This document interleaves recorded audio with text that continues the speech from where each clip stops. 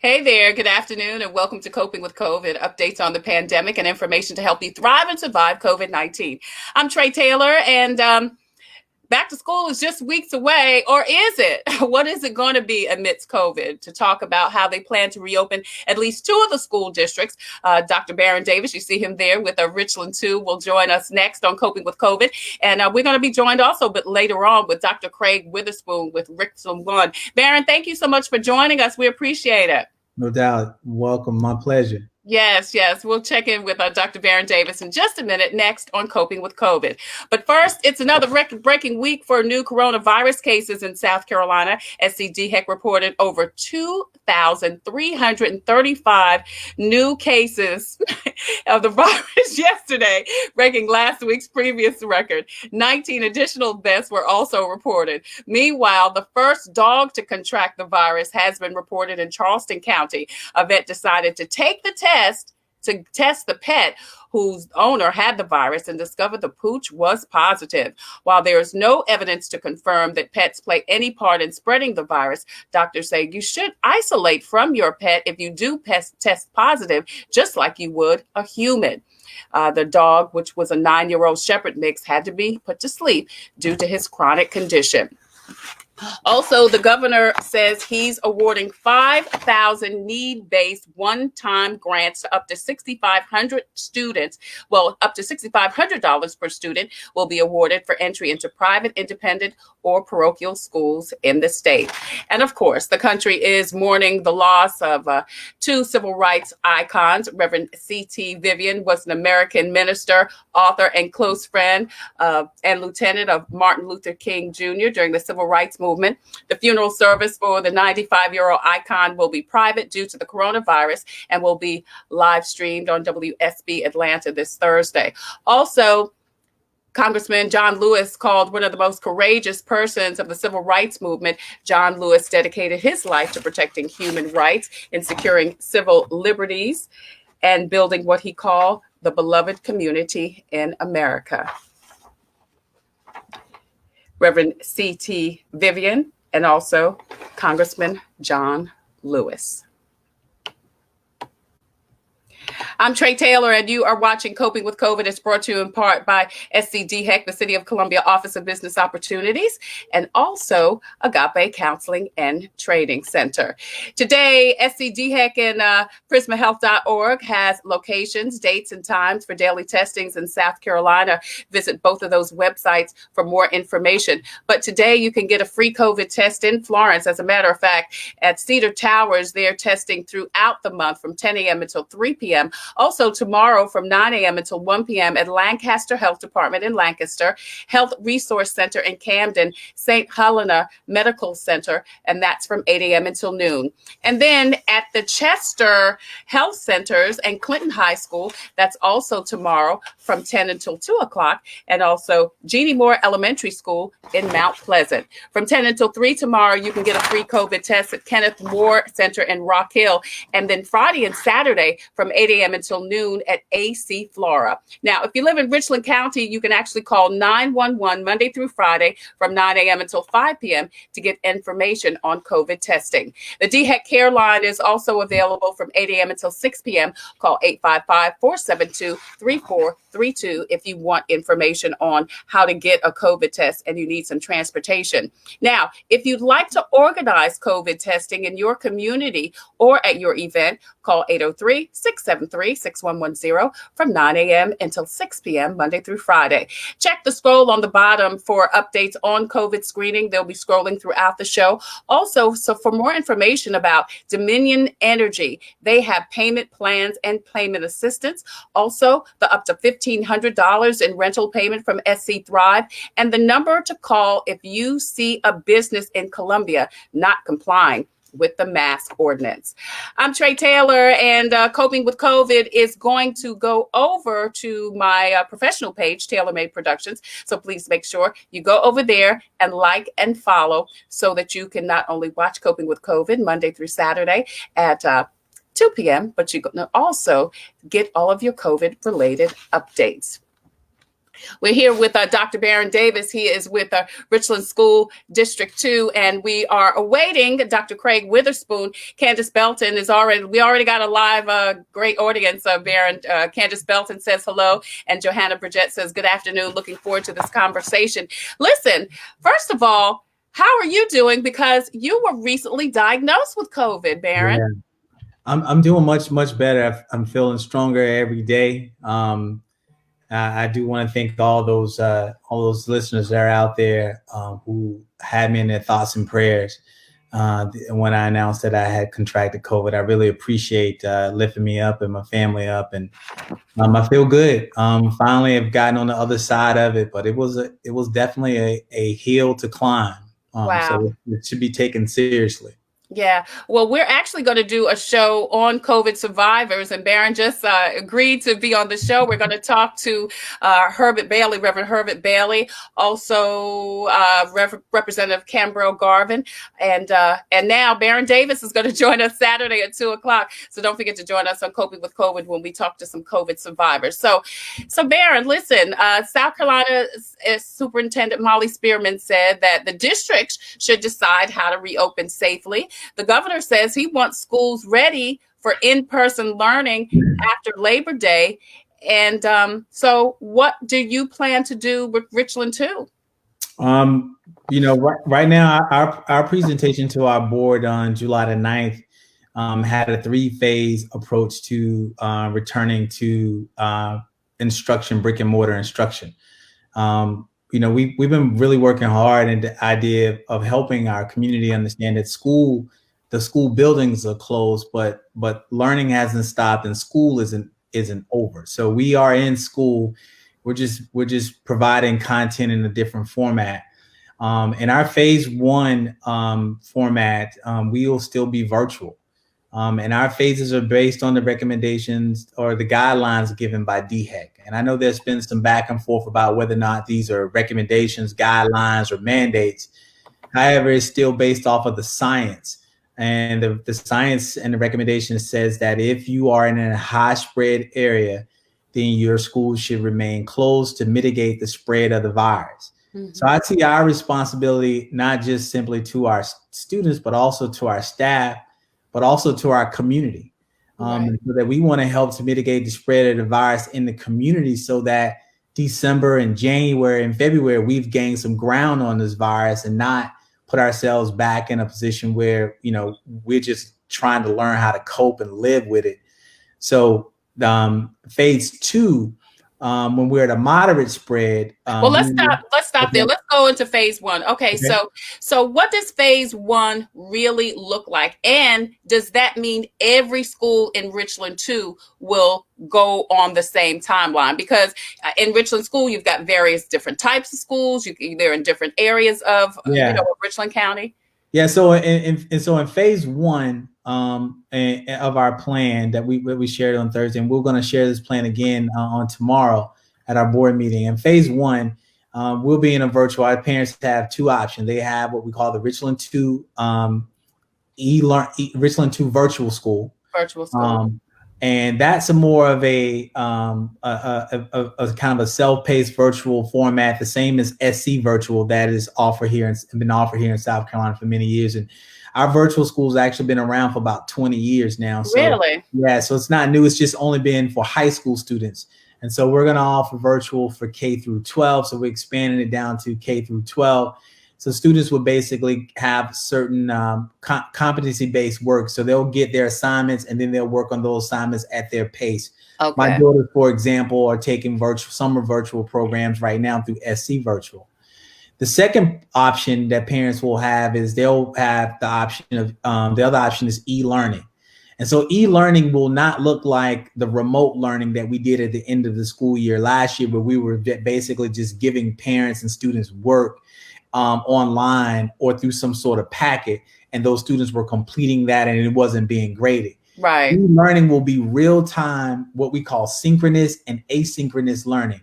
And so you might hear that terminology often. And so in a synchronous learning environment is you and me, your friend, my friends, all of us, our class is online together. Okay. From 8 o'clock to say 8:50 with our teacher, like we would be physically in a classroom. Gotcha. That's the way that will, and that will be every day. But the teacher then has the option to break from a synchronous environment and then assign Trey and Barron and Melissa to a small group to work together on a project. And then we come back at the end of the class period to the whole group again. Okay. So the same way it would look in a classroom, it would just be that way online. And that's what e-learning will look like in Richland too. And I think across the state, it'll be an opportunity for students to interact with each other and their teacher in live time for a set period of time every day. So they'll go the first period, they'll have a break, and then they'll log into their second period class, and it'll be the same way. Okay. So when you talk about them breaking up into their little groups, will that be assigned by the teacher? Will that be something that okay. It'll be assigned by the teacher. It could be based on where the students may be at, similar in skill set or in knowledge base or on an activity. And then depending on whether or not that classroom has an instructional aid, then maybe the instructional aid would be in there with those students. And so, for example, if we're working on reading, we're in elementary school and we're doing reading. So we have our reading circles and our reading groups. So a group of students may be with that teacher starts out teaching the whole lesson. She stops, she sends group 1 and 2 to do their asynchronous work, which means they'll work on their own, and she'll be with group C working on reading. And then group A will rotate in and group C will rotate out. So in the same way it looks in a classroom, we're replicating that virtually. Okay. So is this going on tandem at the same time? Because what did you call the first one? Because you didn't call it e-learning. You said it was virtual. The virtual. Yeah. Because it's kind of all virtual, but the virtual learning, is that happening in tandem at the same time as the e-learning? So virtual will be its own set program. You will enroll in virtual school, in the virtual academy. Now, does everybody have to do both virtual and the e-learning? You will do one or the other. Okay. So you'll either be in the virtual academy or you'll stay with your school and do your and work with your assigned teacher in e-learning. Because in the virtual format, you will have your own a different teacher. So teachers can't do both. They're not expected to do both. Or teachers either teaching virtual or teachers either teaching e-learning. Okay, I love that. So let's stop there. So now during this summer break or until that starts, have you specified what teachers, or do the teachers decide I want to do or I want to do virtual based on their skill set? We did an application for teachers to show interest in doing virtual. And then we selected those teachers who will be part of the virtual academy to provide for those students. And so in our virtual academy, we're going to be limited in space. We won't be able to do everybody. And so there are a set number of students that we can have for each grade band. So we're going to have a set number of students for elementary, middle, and then high school. High school students can be a little bit more fluid because some of them have taken virtual. So for example, they can still do their e-learning with their high school teacher for, say, U.S. history. But they can still pick up a virtual class through virtual SC or the Richland 2 virtual program for another class that maybe they need for graduation. So their situation is a little bit more fluid because they've been doing this all along to begin with. This is nothing new for high school students, except for we've transformed that brick and mortar setting to an e-learning setting. Gotcha. Johanna Bridget says she likes e-learning. She says it Boost 6 at Longleaf is wonderful. Boost 6. Yeah. So Mitchell Peace Joy Jen says, will the students in Virtual Academy have access to a teacher on a daily basis? Thank you, Mitchell, for your question. That's a great yes. They will have access to their teacher. So they'll be assigned a teacher for, let's say they're in the virtual program and they're assigned a teacher for social studies. That's their teacher. That teacher has a set number of students that he or she is teaching social studies. So they will be interacting with that teacher, and that teacher is going to be required to follow regulated check-ins and checks out with those students to make sure that they're getting that work done. The same way, like yesterday I received an update from my students, my daughter's virtual SE virtual teacher for the courses that they're taking over the summer. to let me know that all their work has been turned in. This is what their average is. And then they're required to have some face-to-face contact with that teacher as a part of check-ins.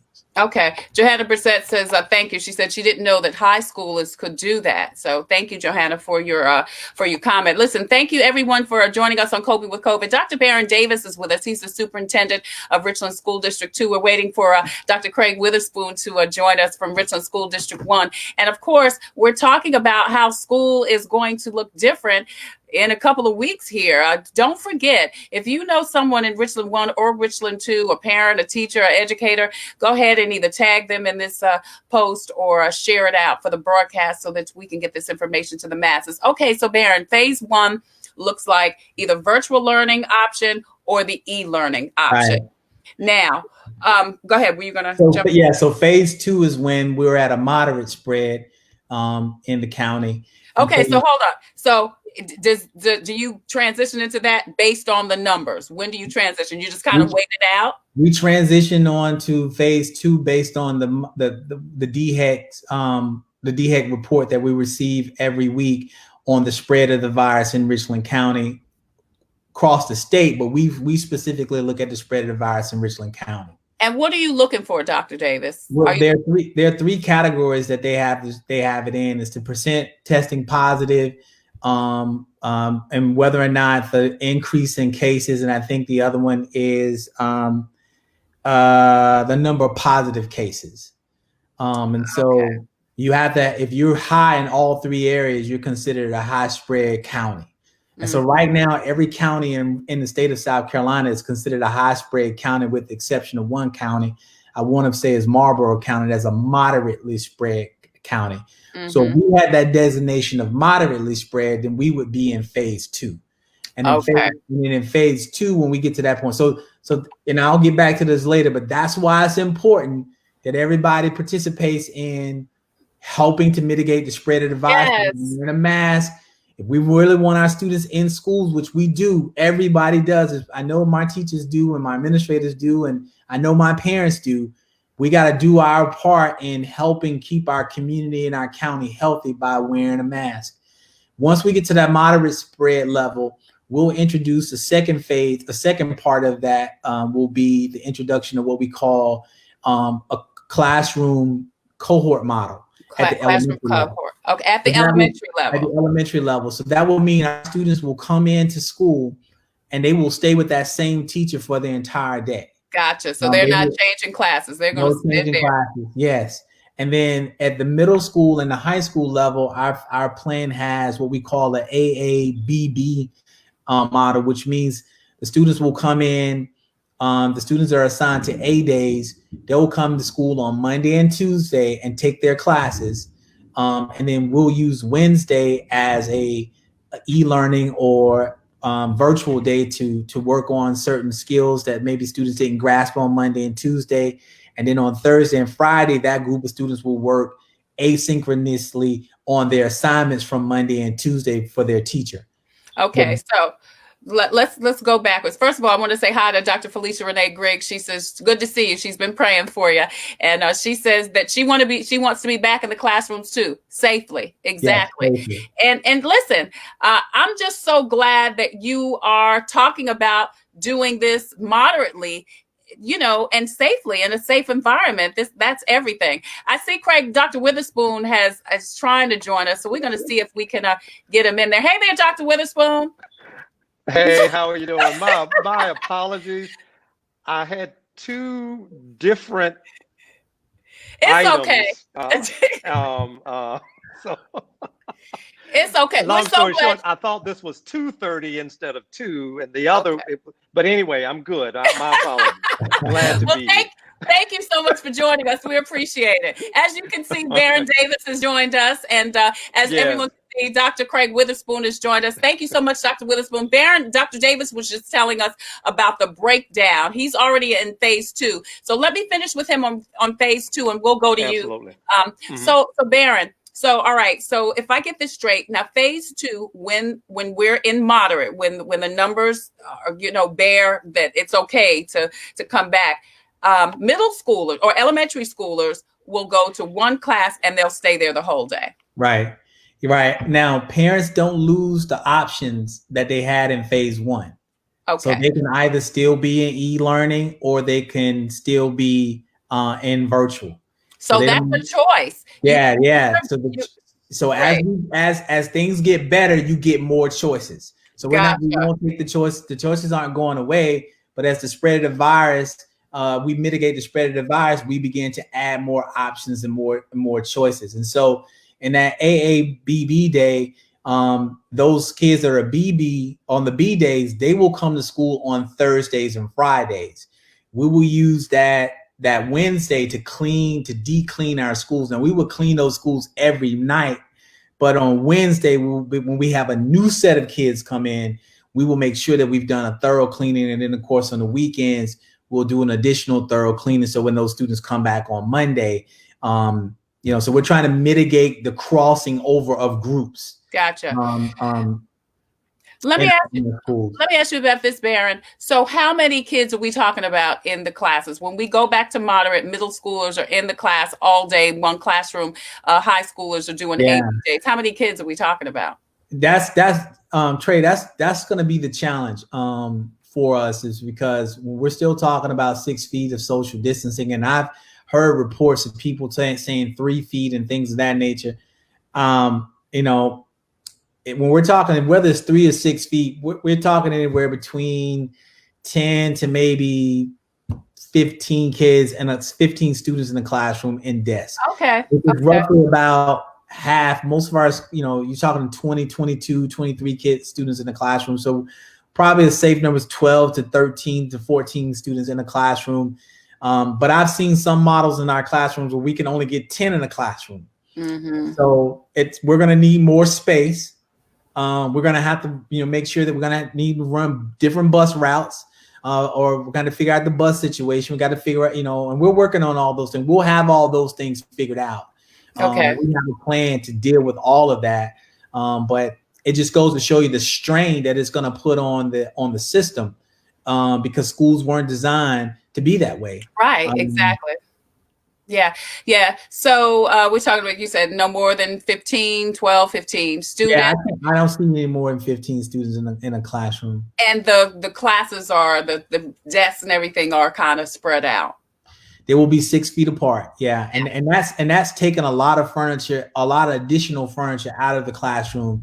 So in order to accomplish that, we got to take all the bookcases out, the bookshelves, any furniture, other furniture that may be in there, tables, the teacher's desk. All those things are going to have to kind of come out of that space in order to be able to maximize the space as much as possible to be able to get those students in the classroom. Right. I'm going to bring Dr. Witherspoon in. Dr. Witherspoon, do you want to join in the conversation? I mean, we can have just one big old great conversation here if you'd like. Absolutely. Yeah. So I know, Baron's already talked about phase 1 and phase 2. Let's jump to before we get to phase 3, Baron. And I'm thinking phase 3 for you would be everybody in. Yes. Yeah. Okay. So let's go to you, Dr. Witherspoon. Thank you again so much for joining us on COVID with COVID. So tell us, for Richland 1, what are we looking at, and when are we looking at it? When does back to school start? Back to school right now it's slated for August 19th, but we will be going to our board to possibly push that date out. Okay. Just as Dr. Davis was talking about, there's a lot of preparation and things that we have to do to get it as right as possible, if you will. When it has to be done in classrooms, making sure we get a lot of the safety materials and things in place, getting areas marked. And I was at a school Thursday looking exactly what he was talking about in terms of what has to happen in classrooms when you get to that point, and moving desks out, and the difference it makes from a traditional regular looking classroom to a social distanced classroom. Not to mention if we wanted to add the piece about face shields and those types of things, again, getting those PPE items in. and two other reasons, Trey. One is, the virtual piece, and I'm sure he may have touched on it. Yes. We jumped into this thing. We were in school on March 13th. We were out of school on March 16th, and we had some thought that was going to happen and trying to get some virtual things in place. But since that time, we've got a lot of lessons learned with platforms and how things would look. So we want to get as much training in with teachers as possible on some virtual platforms and some systems and processes. Another thing we want to make sure we have in place. We've ordered a number of laptops for our pre-K2 students, which we did not have before. Mm-hmm. Thus the packets and some other things that we did. So we want to make sure we get those in and give those students as well the best and teachers the best opportunity for success. So that's something that I'll be bringing to the board tomorrow. And then not only that, we talked about the phases, and we're following a very similar approach as we've looked at this, looked at the numbers, the incident rate, certainly in the state of South Carolina, but certainly we share Richland County, and we know what those numbers look like. So we want to certainly keep that in mind as we talk about not only what's best for students, but also the feedback and the well-being of our teachers and staff as well. And they're very concerned. So doing those things, a lot of pre-work, if you will, in terms of how we as we're calling it, restart strong. To be in the best position. So let me ask you this, Dr. Witherspoon: if not August 19th, what date are you trying to ask if you can postpone till? Well, one of the things I was doing earlier this morning, as well as through the weekend, getting updates on, again, what buses might look like, how we're doing with classrooms, and getting those things in place and getting some status reports so that, I want a date that because I know our parents want to know, but also giving us that time to do that. So I don't want to give a date right now. Okay. I want to get that to the board tomorrow. Okay. But we will certainly have that out in some discussions that we will be having tomorrow with regard to that start date. Baron, what date are you looking at to start your plan? We're going to go ahead and go with the 19th, but after we've been able to review maybe some additional, find the benefit of having some additional time, I actually reached out to a couple of my teachers just through a quick email to ask them would the additional time be beneficial. I got some positive responses back from them, and I to let me know that they think that the additional time will be beneficial. I don't think we're going to go beyond actual goal was September the 8th. So it'll be sometime between August the 19th, the original start date, and prior to September the 8th. I don't think we need that much time. Gotcha. But as like Dr. Witherspoon was saying, I think any additional time for us, even if it's just a sense of comfort, knowing we got as many boxes and as many bases covered as possible. We want to make sure that we can get those devices deployed. And that everybody has a device and that it works, that they all can log in. Right. You know what I mean? That teachers can set up small group orientation for their classrooms and meet their parents virtually, or whether or not we're able to bring in students in kindergarten or 6th grade or 9th grade in very, very small groups to come and meet their teachers face to face. If the teachers feel comfortable doing that, we won't mandate that, but give them at least an opportunity to walk the building, to see the building, because there's a lot of stuff. There's a lot of things that's lost. First time a kindergarten walks into a big school, or first time a 6th grader walks into a 9th grader. So we want to try to find opportunities to be able to do those small things. And so we can buy a few days just to do that. Even if it's just as a quick tour walkthrough, I want to give them some sort of experience that's like that, but not put anybody's health and safety at jeopardy while doing it. Yeah, absolutely. Dr. Baron Davis with Richland School District 2 joins us along with Dr. Craig Witherspoon, superintendent of Richland School District 1. And of course, we're talking about back to school, what that's going to look like and how it's going to look on coping with COVID. I'm Tre Tailor. Thank you so much, everyone, for joining us, for posting. Please continue to share. If you know someone or tag someone that has a student or a teacher in Richland 1 or Richland 2. Hey, Jennifer Reed, I see your question. And Johanna, I see your question too. I'm going to get to both of your questions. But first, I want to ask Baron to talk a little bit about Dr. Witherspoon said that he wants to make sure, one, all of the students have laptops, to do a virtual or online learning experience. Is that something else that you plan to do in Richland 2, is to make sure everyone has the equipment they need to even do a virtual experience, have a virtual experience? Yeah, we don't really have an option. I mean, we were fortunate, from previous decisions long before I was superintendent to transition as a one-to-one school district. I think we've been one-to-one since about almost 20 years now, 21 years now. And so we've been able to build up our capacity for technology and also the training, because I think the training piece of our teachers can't be or underestimated the importance of making sure that they can provide professional instruction and content and appropriately to our students. And I shout out to my teachers for jumping right in on the training and being gung-ho about providing that premier educational experience for our students virtually, because they didn't hesitate to do that. But we started deploying those devices on our second wave after COVID, the second deployment of instruction after COVID. We sent those devices down to the second through fifth graders. And so what's remaining now is to get the devices in the hands of the pre-K to the first grade students.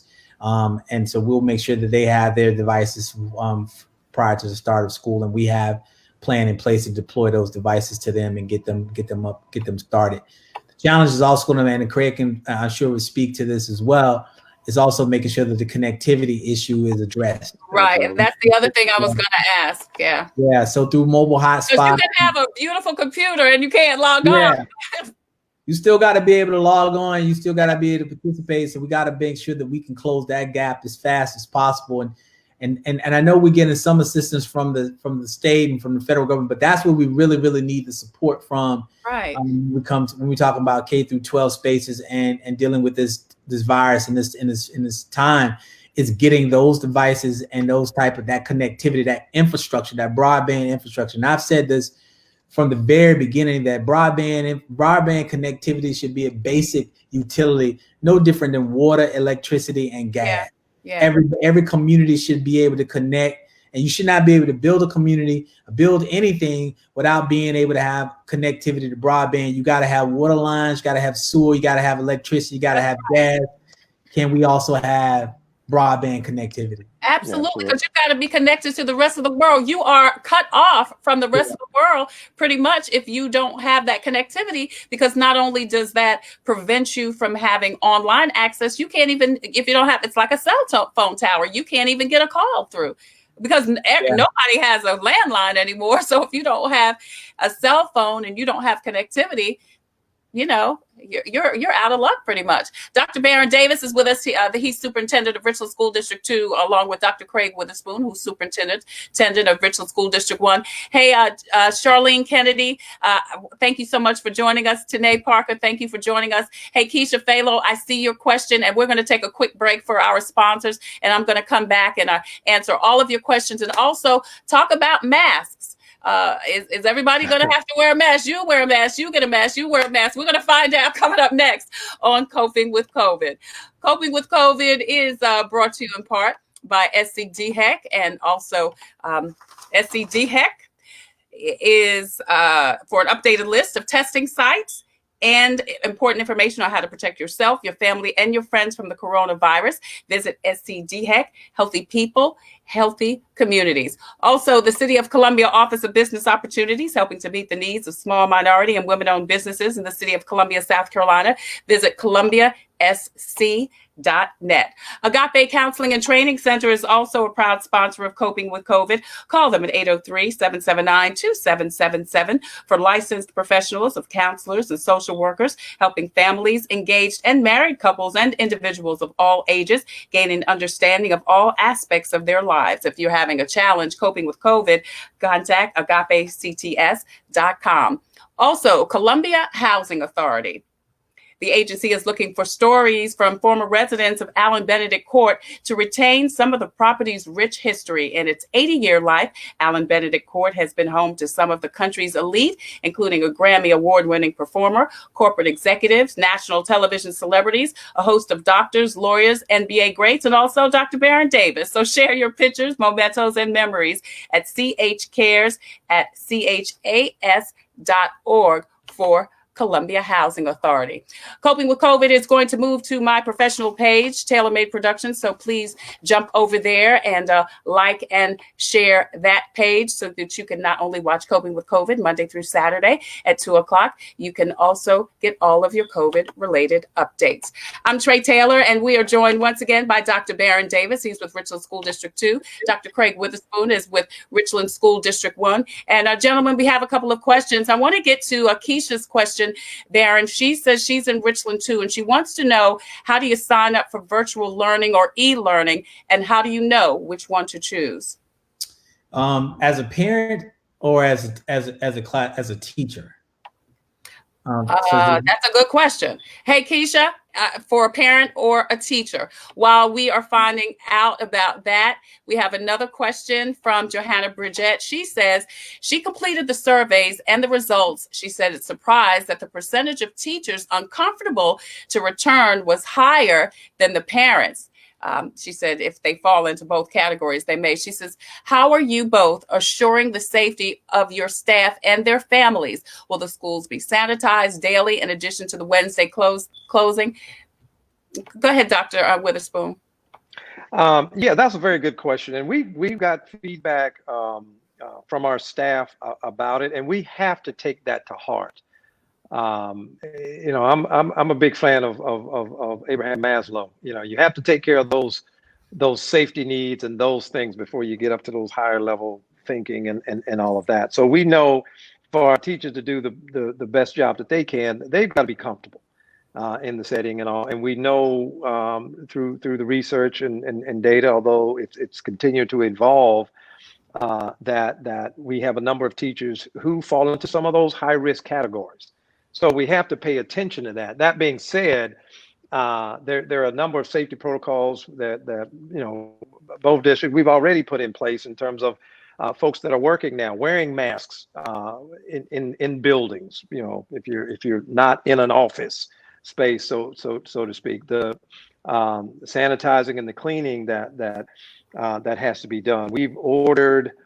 And starting to get in again some of the electrostatic cleaning equipment with the mist and all of that. So we're taking those safety precautions to heart. We talked about the classrooms and social distancing, and there are some reports that where you traditionally see the teacher in the front of the class, but with spray and all of that, that they talk about, maybe the teacher ought to stand in the back of the class so that all the air is moving in one direction, if you will, from a people standpoint. So we're looking at all of all of those things to make sure our teachers are comfortable. We also in some surveys, because we have had an uptick in parent inquiry about virtual. We've had an uptick we asked teachers, hey, would you be more comfortable in this setting or this setting? And some have given us feedback, said, yes, I'm concerned. I'd like to give the full-time virtual a try, if you will, which will look and feel a little different than just the virtual academy piece versus the online instruction that'll happen in this phase one. if you will. There will be a difference. Well, can you there. go over that, Dr. Witherspoon? Because Dr. Davis kind of broke down his phase 1 and phase 2, but you didn't get an opportunity to do so. So can you break down your phase 1 and phase 2? Yeah, very similar in terms of and I think I'm correct in what I've seen from two in the conversations that we've had. And I actually reached out to him earlier today to do some other follow-up. But if there's low incidence in the community, then you would be looking at possibly a hybrid or traditional setting, face-to-face, more so than medium spread, different phase in terms of that hybrid and some other protocols. And then high is where we are. You could be in a phase that would speak to an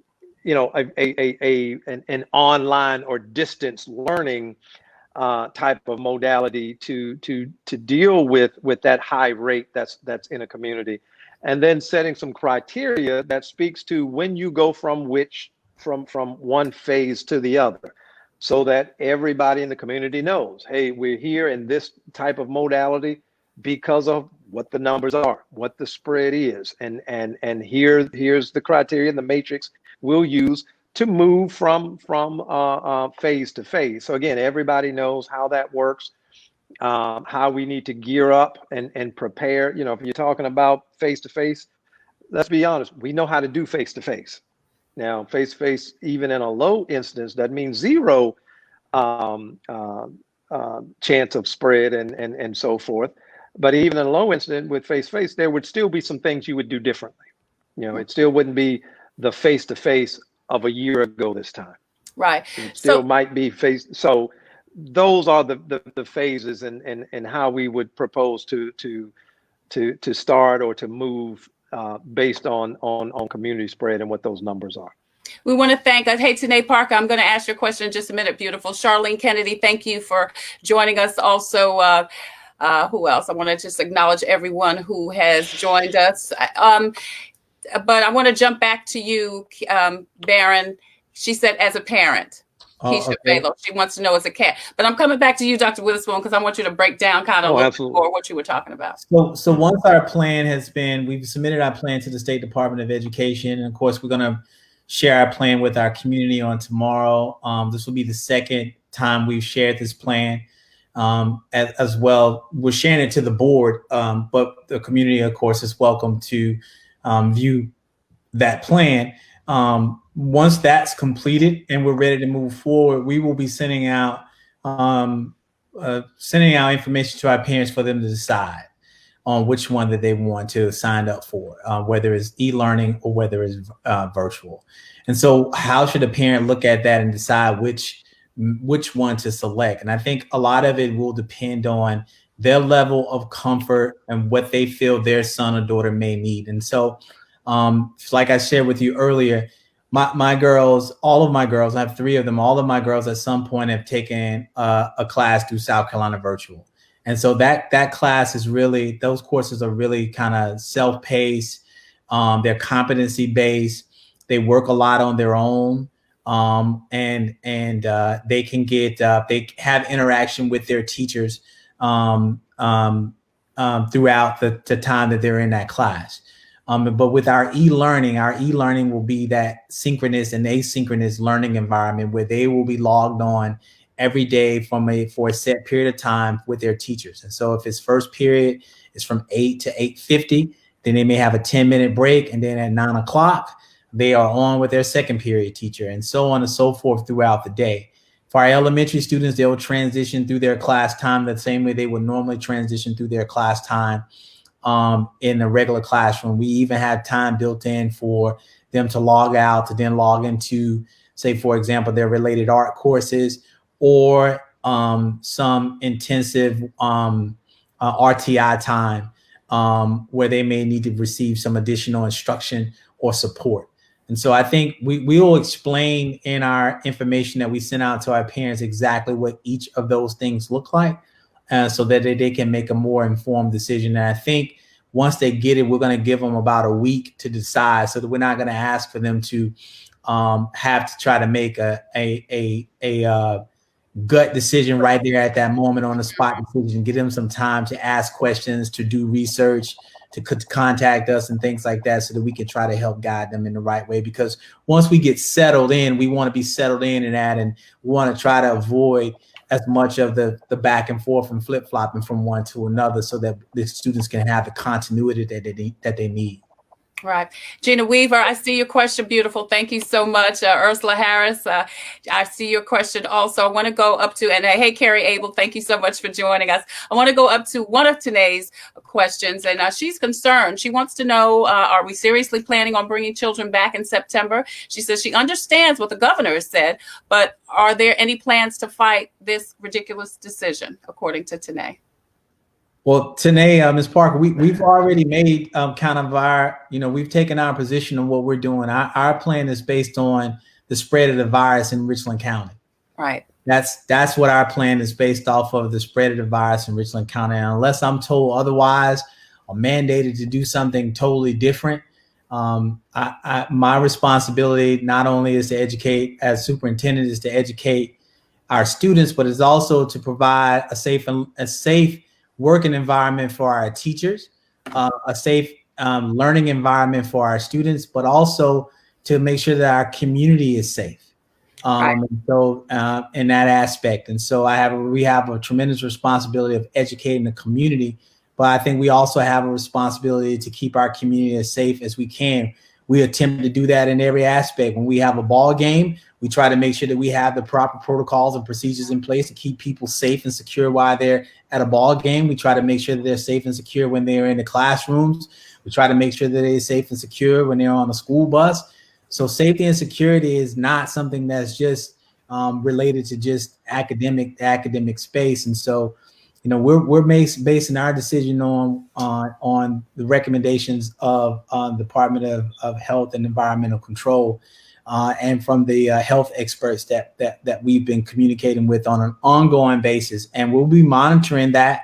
And when we have to move into a new phase, we will let parents know that we're preparing to move into the new phase. We've gotten the data, and we're beginning to process of preparing to move into the second phase. But parents will still have the option, as I stated earlier, to remain and to continue to do e-learning. But those are decisions that we would have to make so that we can have the appropriate staff to provide students with the premier educational experience that we're striving to give them.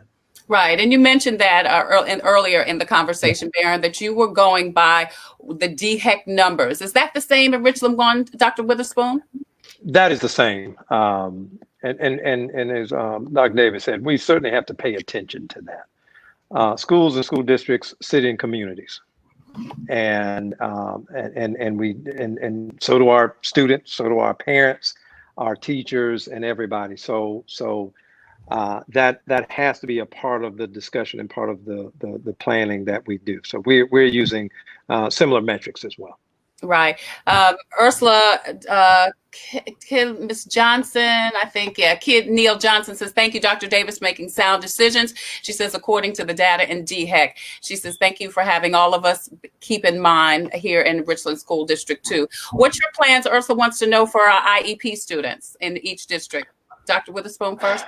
Well, IEPs are the individual education plans that our students have, and those meetings, we continue to have IEP meetings again throughout the spring. We'll continue to do that because there's process and things embedded in that process and rules and regs that have to be followed. And similarly with the accommodations that are outlined as a result of those meetings. So it is certainly our goal to continue to do that. Those are initiated and followed up with, at the school with the teacher, the case manager, and most time where those accommodations are enacted, if you will. So that will continue. Now, depending on the mode of instruction and all, some of those accommodations may have to be adjusted, may not. Some of our students that may receive speech or some other specialized needs, we will have to work through that. Certainly whether it's social distance or through online or what have you, and that will certainly, our teachers, our special services department have been working through that, and will continue to work through that, and make sure that again, that service delivery continues. Parents are engaged in the process, informed about the process, and able to work with staff and with teachers and the school and district community, if you will, to make sure those things are in place. But that's again handled through that IEP process and that team approach. And our commitment is that will continue. May look a little different, as and all depending on modality and all. But it's our certainly commitment to continue to deliver those services. Right. Thank you, Dr. Witherspoon. Gina Weaver is asking a similar question. She just wanted to know how we protect our medically fragile students and our students with unique learning needs that may make it difficult for them to cognitively understand the importance of wearing PPE. Baron, you want to jump in there? Yeah, I think that is one of the populations is probably the most critical population that we can, as quickly as we can, to try to get those students back into school. Mm-hmm. However, there are still some challenges with them as well, because it requires very close contact, as she probably is fully aware. The medically fragile students require close contact. So having 6 feet social distancing, and they have the difficulties of wearing the mask, and then you also have a staff member that's trying to wear a mask, creates some very, very unique challenges in trying to solve that. So we are actually in discussion in how that's going to look in our school district. So I don't know if that's going to be a getting them in a once a week scenario, and then so for our listeners, don't quote me on saying that this is what we're doing. I'm kind of thinking off the top of my head, but I'm sharing with you what we've been talking about. Right. Whether or not that's going to be a once a week thing that we can rotate them in to make sure that they're getting some of those services. But we also have to take into consideration our staff. Many of those teachers who work with them also may have underlying health conditions, and you just can't put an untrained teacher in those classrooms. This is not a situation where subs and people who have no familiarity with working with those students should necessarily be hands-on with them. That's one of the interesting things, Trey, that you probably would find interesting. Those medically fragile students and those students that our guest was just, your listener was just talking about, we probably have some of the lowest sub required rates in those classrooms. Like, those teachers come to work. They come to work every day, and our teachers come to work. But don't get me wrong, I'm just saying that their attendance is typically higher because they deal with less students. But we just can't put anybody in that classroom. One of the benefits of if a math teacher is out, we lose the quality of instruction when we lose a math teacher, and we bring a sub in. If we're fortunate to have a sub that can teach math, then that's great. And so we're waiting on that math teacher to come back or that ELA teacher to come back. But when we lose one of those teachers as well, the hands-on interaction and familiarity that those students need, that level of trust in those classrooms and things like that, it's a little bit different. And so we got to figure that. We really got to figure that out. That's a challenge, but we are working on a plan to do that. Great. Dr. Baron Davis, Dr. Craig Witherspoon are with us. Thank you guys so much. I see your comments. Want to thank Amelia Butler McKee, school board commissioner, for joining us. Jennifer Reed and Ursula Harris both want to know about face masks and face shields. Will they be required for students and teachers? Yes. We're certainly looking at that being a requirement. I mean, we're seeing all of the feedback, if you will, from local and nationally, of the importance of wearing masks and what that will do. So, yes, that will definitely be on the table. Will they be required? Will they be provided by the school system? We're going to require, and the State Department is providing some masks for staff. Yeah. And we will be, and we will be looking at that for students as well. Okay. So we are looking into that. Yeah. But I would say that the sustainability of providing masks for students on a day-to-day basis, as you and I talked about masks earlier, Trey. I mean, we can't sustain providing a mask for students every week or every day or every week. Mm-hmm. And we have 28,000 students. I think Richland 1 has 24, 25,000 students or so. Trying to provide that number of masks on a day-to-day basis, daily basis will be unsustainable for us from a financial perspective. Ashley Thomas wants to know, how will you provide social and emotional support to students during this time? Access to school social workers and school counselors. She's asking about R2, but let's find out for R1 also. Dr. Witherspoon? Sure. My hat certainly goes off to all of our support staff, certainly in both districts. But I will tell you, throughout the spring, our counselors, our social workers, our mental health professionals, our parent and family engagement specialists, those folks work on a regular basis. But certainly this spring, they were out and about doing home visits. They were out and about making those phone calls, getting parents in when needed, and actually that continued over the summer.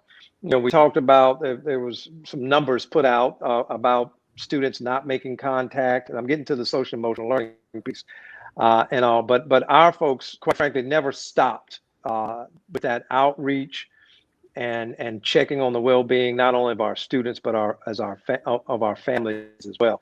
We know that some of our families, they had to relocate this spring because of jobs and some things. So and we're finding out right now, some may not have been sure about how to let us know that things were not right. But we've made contact. We continue to bring those numbers down. And then now going into the fall, social emotional learning, that's been a part embedded in our curriculum in earnest for a couple of years now. And we're looking at a strong social emotional learning piece embedded. Dr. Davis talked about some of the times of here's when math is going to be, here's when English is going to be, and so forth. But we've taken we even make sure that there is that each child in the district has that advocate, that adult advocate. So that's going to be embedded in this. Even with this online phase, that will be embedded in terms of some of that time and what happens, and that check-in, how are they doing, and how we work with kids on adversity, on resilience, on here's how we cope with things that we may not quite understand, and to make sure that they're in a good place and good space, if you will. So again, that learning makes sense. We can't just with what happened in the spring and what's going on now, just jump right into reading, writing, and arithmetic, if you will. We've got to touch base. How are you doing? What can we do for you? And all of that. So we build up that social emotional foundation. That again, we talk about Maslow again. That's important, and that's crucial and critical in terms of the well-being of our students, well-being of staff, and also that will certainly be embedded, whether it's virtual, hybrid, and certainly face-to-face or what have you, during the various phases. And that's a critical part of what we're having discussion and conversation is how we ensure that that's embedded in these orientations that we'll have at the beginning of the year. It's not going to be just come in and get a laptop. Well, hey, how you doing? Right. Let's have some conversation. Let's talk. So, yeah. Right. So that brings me to this question. So does that mean the counselor will reach out to each and every student, each and every counselor? Because we can't always depend on our students to reach out, because sometimes we don't even know we need, some counseling. So does that mean that counselors will reach out to students? Well, that's where the relationship piece comes in. That's so very important. One of the things we did, and we talked about the internet access and all that, preparing for hotspots and all. Something that I had every school to do yet again over the summer is contact every parent again. Right. And yes, ask about internet access. But more importantly than internet access, hey, we're reaching out one more time to see how you're doing. Right. and making that, because counselors alone can't, I mean, it's just you look at the numbers. We got X number of counselors, we got X number of students. Right. So everybody has a role to play with that outreach. And then if there's, so the tier one, if you will, in terms of outreach, that's everybody. Then if there needs to be more intensive follow-up and outreach and support, that's when those other layers will be added on top of that. But it's everybody's responsibility to make sure that as much as possible, we have that relationship piece, and we're continuing to communicate and bring in those resources to bear. We've got 30 seconds. The show's supposed to go an hour, but gentlemen, I've got time. If you have time, we've got at least 100 more questions. So I appreciate you taking the time. I do. I appreciate you taking the time, and then thank you all for watching and asking your questions. So if you are able to stay a couple of more moments, please. Right. I don't know how you're going to say. I owe you a couple more minutes. Everybody, but yeah, I owe you a couple of more minutes anyway. You know, Dr. Witherspoon, you owe me a couple more minutes. Darren, I mean, it's up to you guys. But like I said, I don't know how you're going to say no in front of everybody, but you can if you want to. So you're watching COVID with COVID. Thank you guys so much for watching. SCDHEC is a sponsor. Also, the City of Columbia Office of Business Opportunities, Columbia Housing Authority, and Agape Counseling and Training Center. If you're having some challenges coping with COVID, please contact Agape Counseling and Training Center. I'm Tre Tailor. Dr. Baron Davis, Superintendent of Richland School District 2, is joining us. Also, Dr. Craig Witherspoon with Richland School District 1. This is a sensitive topic. Our parents are concerned about our children. People are concerned about teachers. Our teachers are, a lot of them are amongst the most vulnerable population. And we're concerned about what's going on. Many people don't agree with our state representatives about how to move forward. So people are depending, of course, on you all to make the right decisions. And listen, it's not always going to be right for everybody, So people want to know. I do want to ask another question going backwards about masks. And I think someone mentioned this. So what's the plan on making sure the students wear a mask when we have we have a challenge in our state with making adults wear masks? It can't come to class without a mask? I mean, you can't come in without a mask? I think that's is a prime example of how much people put on school officials and teachers. We're asking teachers to police or ensure that students are wearing masks, and then what's the consequence going to be because Barron doesn't want to wear his mask today? Right.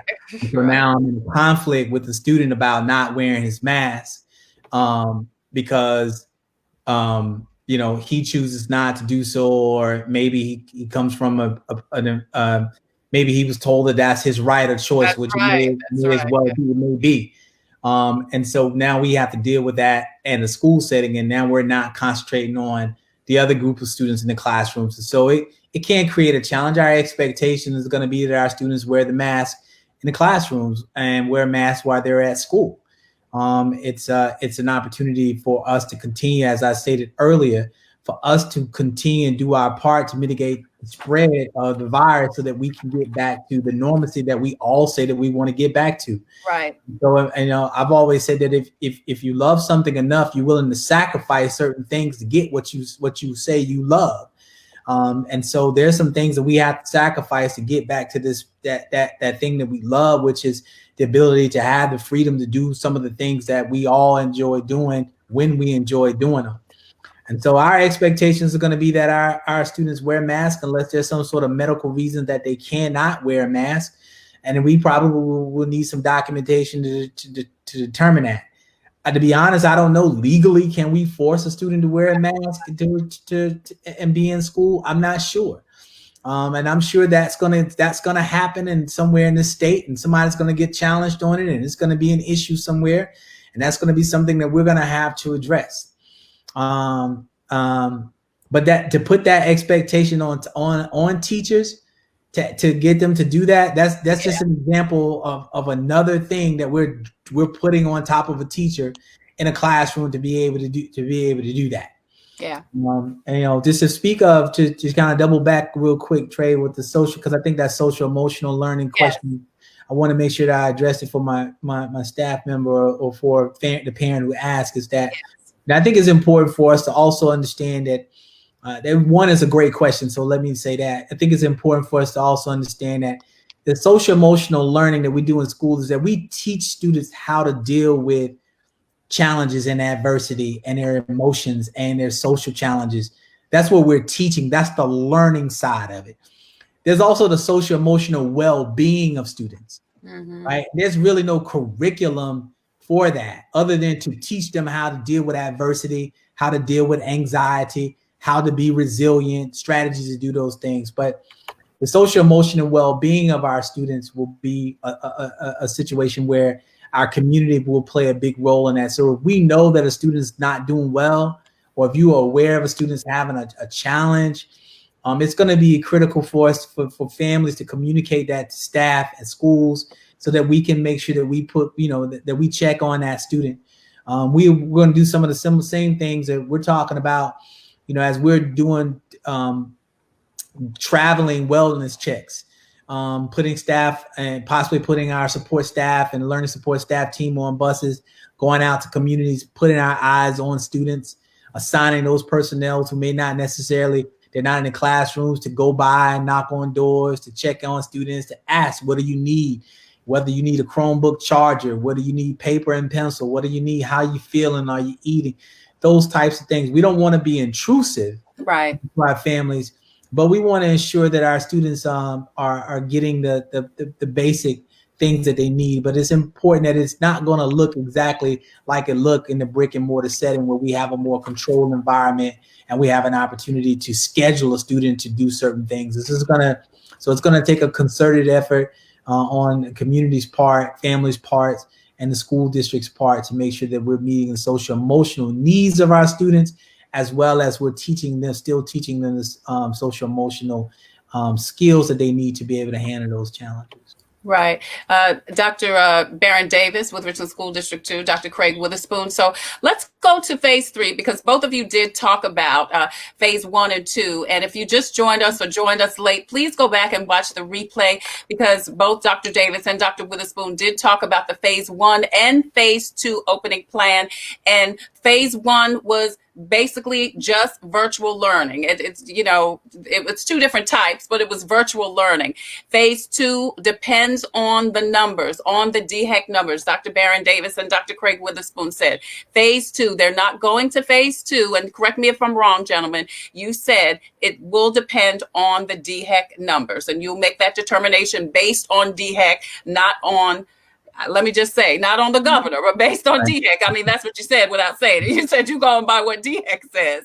And based on the numbers, then you will go to a opening of school. But parents will always have the choice to either do virtual or send their kids back. Now, phase 3 is what? Phase 3 for us is your traditional brick and mortar, 5 days a week in the classrooms, moving students around, students following their schedules. That's going to be the phase. Now, it may not be the entire day, because again, it's going to depend on the numbers, not just the number of spread, but the number of students who are going to opt for that phase.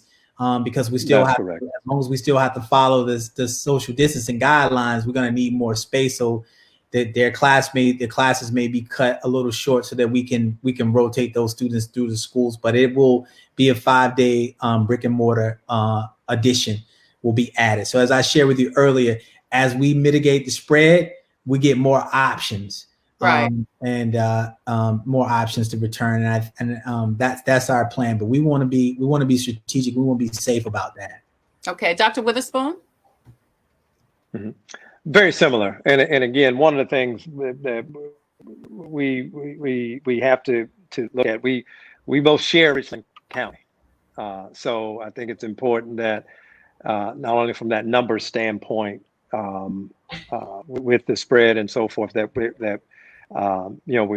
kind of on the same page in terms of how we approach this, and the numbers come down, and that's better for all concerned, whether we're talking school, whether we're talking about the general community. So I have to agree with that. So does phase 3 for you, Dr. Witherspoon, mean all the kids are back in school? Yeah, the face-to-face, yeah, that we're back in, and we can do those things again with phase 3.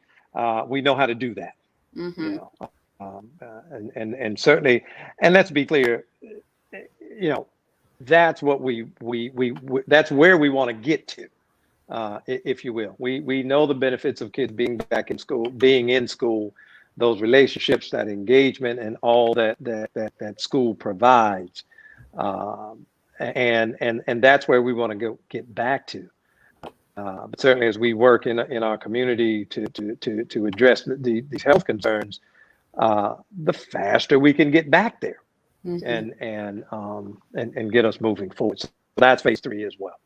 Dr. Witherspoon, Erin Parker wants to know about student devices in R1. She said they're in disrepair. Will money be spent on technology, Chromebooks, not Dell laptops, to support student learning? The computers are easily damaged by students. The devices frequently stop working.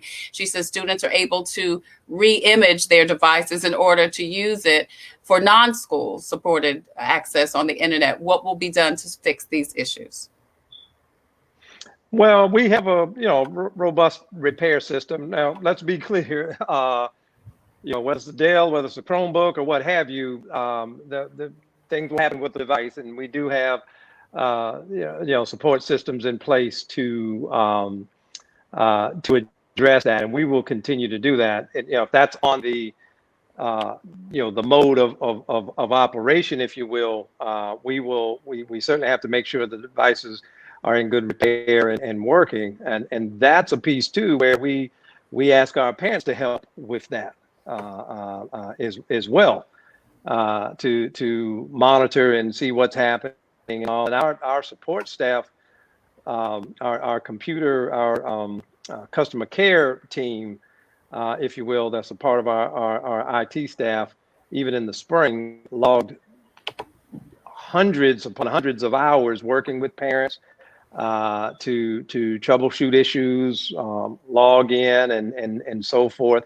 There are a lot of things some things that can be done remotely to push things out and all. Sometimes the devices will have to be on our network for that to happen, thus collecting them and re-imaging and all, and then getting them back out or what have you. But again, we do have some lessons learned, if you will, from the spring, and we will continue to monitor and do that. There are filtering systems and things that have to be in place for some federal compliance things. Unfortunately, sometimes the kids will find some workarounds and that type of thing, and we have a process to deal with that. They're just like you have privileges of checking out books and what have you. If that privilege is abused, then there are consequences for that. Yeah. So we do have that in place as well. So if things happen, we do have a way of monitoring and remediating some of that. Okay. All right. So, Dr. Davis, Dr. Witherspoon, what about temperature checks? That's my last question. We've got, once you go back to in-person learning. Yeah, we haven't made a hard decision on whether or not when we come back to in-person learning, whether we're going to require temperature checks or not. The CDC and the DHEC guidelines don't necessarily suggest that you have to have a temperature check in order to,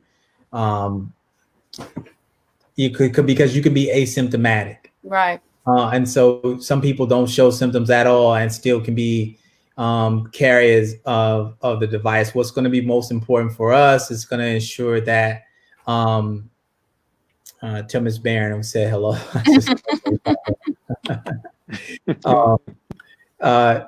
What's most important for us is make sure that we're following those social distancing guidelines. I really want to emphasize the importance of wearing face masks, washing hands, and standing 6 feet apart, and not congregating in large crowds.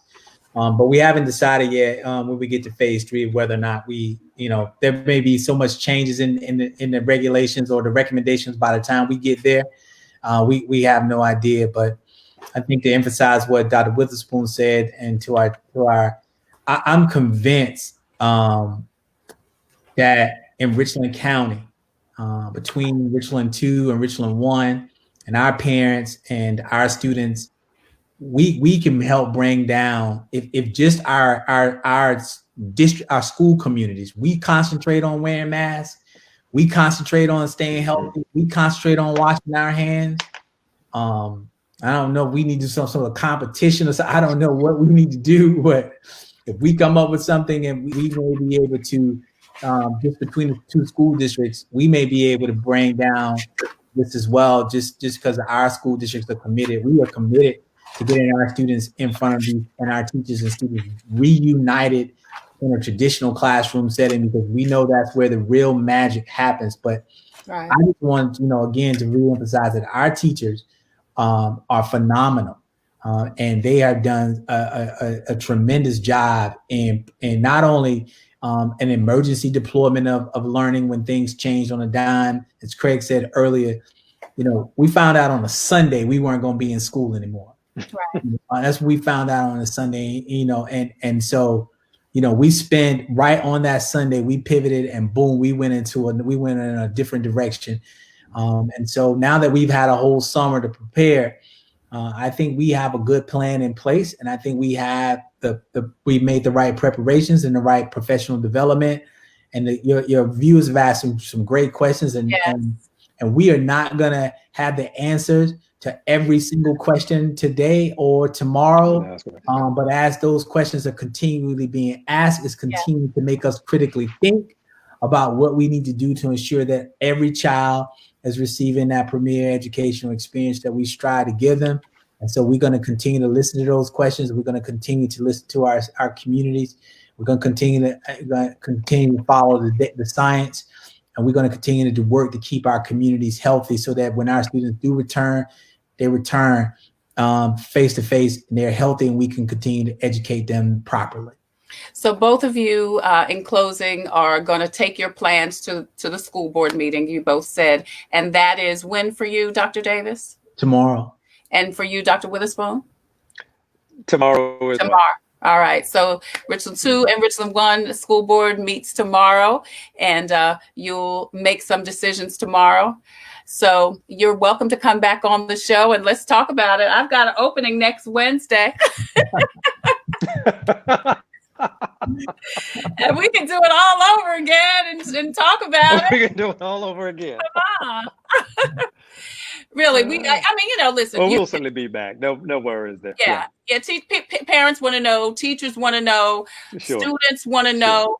There's so many things, like I said, that we haven't talked about: after school, extended day programs, and as you said, Baron, sometimes you don't know until you get on a situation, until a situation occurs. Yeah. So if people do want more information, when will you, after the meeting tomorrow, when will you contact parents and let them know what the plan is, what the definite plan is? Well, as Dr. Davis said, one of the things we will certainly do some follow up afterwards, because we did ask some information about online versus the e-learning piece and all. So there has to be some follow up on that will happen fairly quickly. Because again, we have to make some assignment decisions and put some things in place. So there will be follow up pretty quickly, so that we can get all the pieces in place. Okay. And I will underscore, just as you both have said, when we get an answer to something, 3 more questions come up. Yeah. So there will continue to be things that we will continue to have to look at and examine and re-examine as we move forward. And again, just appreciate everybody's patience and understanding with that. a lot of moving pieces, a lot of moving parts. Dr. Witherspoon, we have the link to the school board meetings for Richland too. Amelia put that on. Thank you, Amelia. Is there a link? Are those okay? All right. So absolutely on the main website, there will be a link, and you can stream.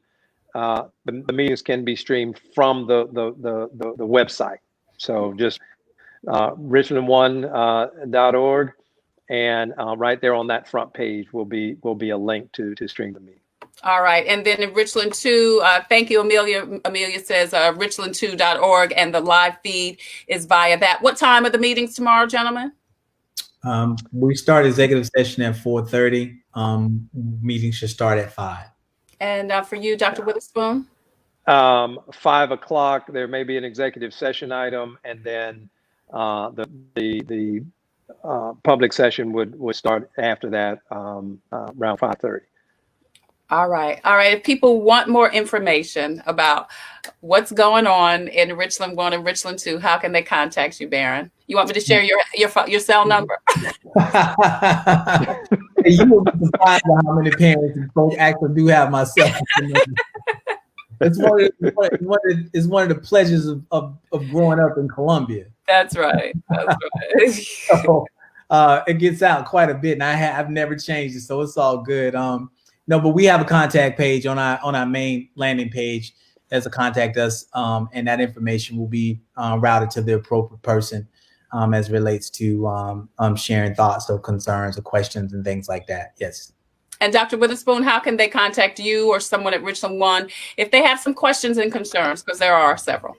Yeah, same thing on the main page. Contact us. We do have a site embedded in our main page that speaks to the reopening, and I also do a weekly Q&A with Karen York, our communications executive director, where parents, teachers, and students could submit questions. We do a Thursday taping every week from questions that come up and so forth, and answer those. That's on this page as well, and you can go back. Been doing it now for probably at least 6 weeks, but you can go back and look and get information. And we spend a lot of time, kind of giving the why of things, not just it's this or it's that, but here's the why it may be this or that, and it gives them some rationale and reasons behind some of the decisions that we make and some of the thought processes that go into a lot of these things. All right, Johanna Brissett says, thank you for today. She said she did get some clarification on several issues. Wendy Small says she still has some concerns.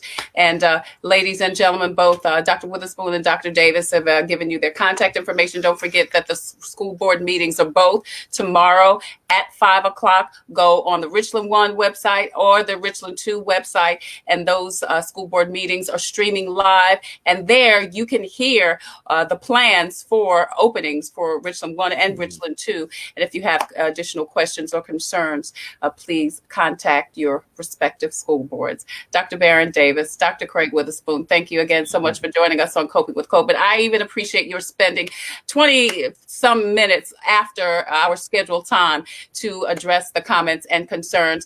And the invitation is open for next Wednesday if you would like to come back and we can answer even more questions. Okay. Thank you. Anything else you want to share in closing? I just want to say thank you to all of our community, our parents, our students.